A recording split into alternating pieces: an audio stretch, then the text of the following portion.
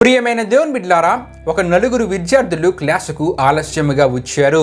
ఎందుకు క్లాసుకు ఆలస్యమైందని చెప్పి అధ్యాపకుడు వారిని అడిగారు. మేము వస్తున్న కారు పంక్చర్ అయింది సార్ అని చెప్పి వారు సమాధానం ఇచ్చారు.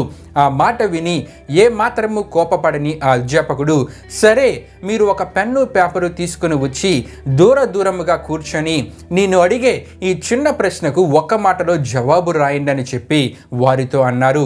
ఎప్పుడైతే వారు కూర్చున్నారో, మీరు వస్తున్న కారుకు ఏ టైరు పంక్చర్ అయిందని చెప్పి ఆ అధ్యాపకుడు వారిని ప్రశ్నించాడు. అంతే, ఒకడు ముందు టైరు కుడి ప్రక్కని, ఇంకొకడు ముందు టైరు ఎడమ ప్రక్కని, మరి ఒకడు వెనక టైరు కుడి ప్రక్కని, నాలుగవ వాడు వెనక టైరు ఎడమ ప్రక్కని చెప్పి రాసి వారు చెప్పింది నిజము కాదు అబద్ధము అని రూఢిపరుచుకున్నారు. ప్రియమైన దేవుని బిడ్డలారా, దేవునికి అబద్ధము అసహ్యము.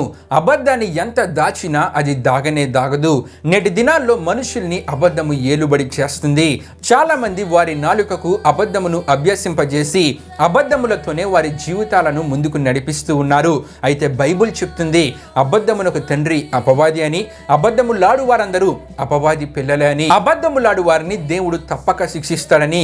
గెహజీ ఎలీషా ప్రవక్త నయమాను వద్ద ఏమీ తీసుకోలేదని తెలుసుకొని అబద్ధమాడి బహుమతులు పొందుకున్నాడు. ఎలీషా ప్రవక్త మరలా అడిగినప్పుడు కూడా అబద్ధమాడాడు.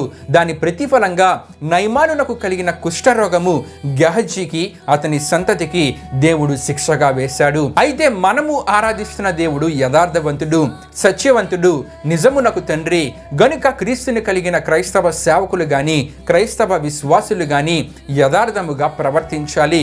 ఎందుకంటే యథార్థముగా ప్రవర్తించు వారికి దేవుడు ఏ మేలు చేయక మానడు. సత్యము మాట్లాడాలి, ఎందుకంటే సత్యము మిమ్మల్ని స్వతంత్రులుగా చేస్తుంది.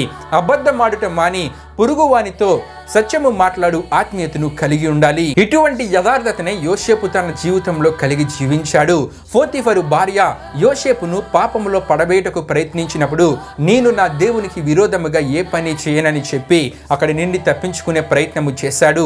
పోతీఫరు భార్య అబద్ధాన్ని చెప్పి యోసేపును జైలులో పెట్టినా సరే దేవుడు యోసేపులో ఉన్న యథార్థతను చూచాడు గనుక తనది కాని దేశమైన ఐగుప్తులో రాజ్యాధికార స్థితిలో అంటే పౌర సరఫరాల శాఖ మంత్రిగా దేవుడు యోసేపును నిలబెట్టాడు.